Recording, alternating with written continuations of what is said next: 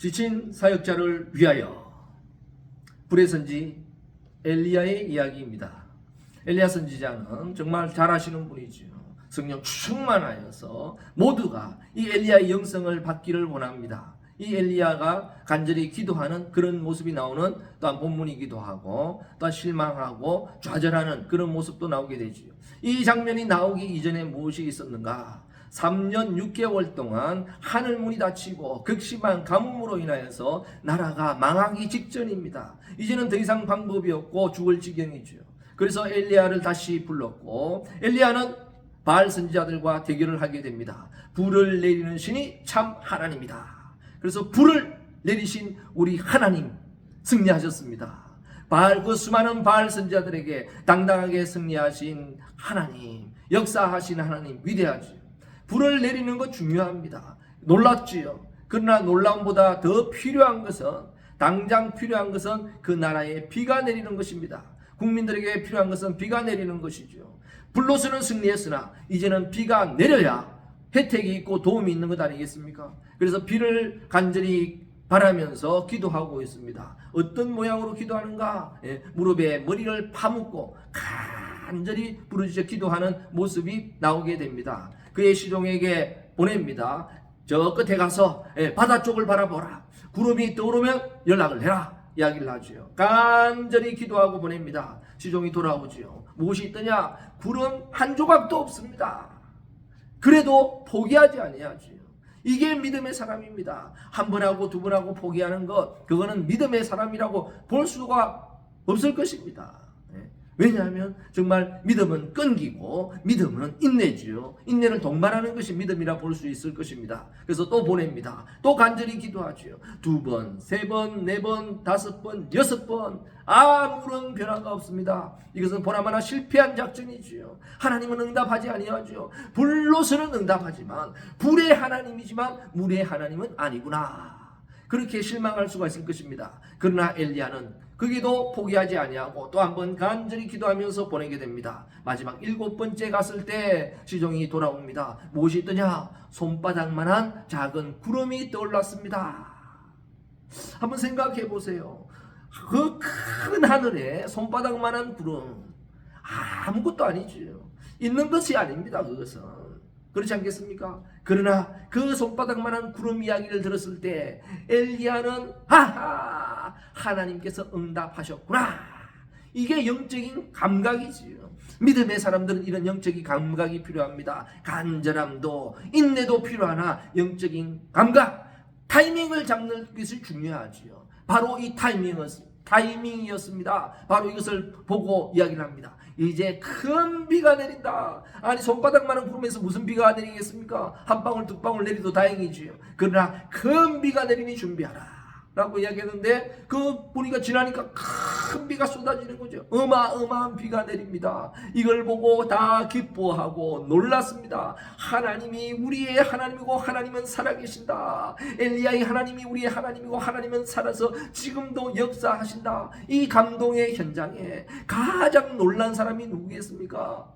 국민들도 놀라고 기뻐했지만 가장 놀란 사람은 그 당시에 왕인 아합이었을 것입니다. 이 아합왕은 너무나도 놀라고 또한 그는 하나님의 백성으로서 그도 하나님을 믿는 믿음의 사람이었지요. 단지 믿음이 있다가 없다가 하는 사람이었을 뿐이지요. 그것을 보고 하나님이 진짜 하나님이구나, 하나님이 살아계시구나 기뻤어요. 기뻐서 왕궁에 갔습니다. 왕궁에 가서 자랑을 했겠지요. 이야, 우리 하나님이, 엘리야의 하나님이 불을 내리더니 이제는 물까지 내리더라. 하나님이 살아계신다. 와 하고 자랑을 했겠지요. 그러나 그 이야기를 들었을 때 모든 국민들은 좋아했겠지만 단 한 사람, 거기에 반응이 다른 사람이 있었습니다. 그의 아내 왕비 이세벨이었습니다. 이세벨은 그 이야기를 들었을 때 그의 얼굴이 확 바뀌고 다른 방향으로 나아가게 됩니다. 이게 정말 놀라운 일이죠. 이 세상에서는 강력한 사람은 저 사람에게는 상대가 없을 거야. 대상이 없을 거야. 상대가 없지요. 적이 없지요. 그러나 놀랍게도 희한하게 천적이 있는 거예요. 천적이. 우리는 뱀 강하고 무서워하지 않습니까? 그래서 저 뱀을 누가 잡겠는가 하는데 뱀에도 천적이 있어요. 참 신기하고 놀랍지요. 우리도 마찬가지입니다. 라이벌이 있어서 같이 경쟁하지만 같이 한번 이기고 지고 하면 얼마나 좋을까요? 공평하고. 그러네 이 라이벌은 꼭 한 사람이 계속 이겨요. 이 사람은 다른 사람한테는 다 이기는데 이 사람한테만 지는 거예요. 희한하지요. 이것을 천적 또는 넘사벽이라고 부르죠. 넘을 수 없는 산이 있다는 거죠. 어느 사람에게는 한계가 있다는 것입니다. 엘리야에게 대적이 없어요. 엘리야를 상대할 사람이 없습니다. 모든 사람들이 우르르보고 두려워하고 왕까지도 두려워해서 어떻게 할 수 못하는 이런 엘리야였지만 엘리야에게도 천적이 있었다. 천적은 바로 누군가? 이세벨이었다는 거죠. 이세벨은 엘리야가 넘을 수 없는 넘사벽, 넘을 수 없는 난공불락의 요새였지요. 다른 사람들은 이런 위험과 어려움에 처했으면 어떻게 대처를 할까? 야, 엘리야가 이랬으니까 이런 공격이 오겠구나. 우리가 거기에 대비하자. 이랬을 텐데 이 이세벨은 단호하게 나옵니다. 뭐라고? 야, 살아있다고 하면서 그런 것도 아니에요. 바로 내가 죽이러 간다. 내가 반드시 죽인다. 그러면서 나아가는 것입니다. 그 이야기를 들었을 때 이 위대한 선지자 엘리야도 가슴이 확 무너지는 것입니다. 낙담, 낙심, 마음이 뚝 떨어지는 것이죠. 간담이 뚝 떨어지는 것입니다. 그리고는 실망하고 낙심하여서 도망하게 되는 것입니다. 뭔가 신경을 쓰고 도망가려면 준비를 하고 도망간 거 아닌 것 같아요. 그 소식을 듣자 바로 자라보고 놀란 것은 소뚜껑 보고 놀란다고 무작정 달리고 도망간 것 같아요. 뛰어간 것 같아요. 왜냐하면 준비한 물건이 없었거든요. 아무것도 없이 그냥 도망간 것 같아요. 그러면 날 살려라 하고. 그걸 볼 때 우리는 생각하게 될 것입니다. 너무 안타깝죠. 이런 위대한 선지자도 이런 천적이 있고 이런 한계가 있구나. 이게 바로 인생이라는 것입니다. 아무리 위대하고 대단해도 인간은 인간에 불과하지요. 인간은 하나님이 될 수가 없습니다. 하나님이 아닙니다. 이 부족함이 있는 것이요. 그렇기 때문에 우리에게는 하나님이 필요하고 우리 하나님이 되어야 한다는 사실을 믿으시길 바랍니다. 이런 엘리야가 도망가다가 이제 지친 모습이 나오죠. 이제 더 이상 갈 수가 없어서 지쳐서 로뎀나무 아래에서 떠서 누워서 이제는 인생을 포기합니다. 내가 이러려고 살겠냐고. 이때까지 내가 주님을 위해서 한 게 뭔데 이게 뭐냐고. 이게 뭡니까 이게. 차라리 죽는 게 낫습니다. 죽여주십시오. 바로 요나 선지자를 보는 것 같지 않습니까? 하나님에게 대면서 차라리 나를 죽이세요. 이러려고 내가 불렀습니까? 차라리 죽여. 대들은 그런 모습이죠.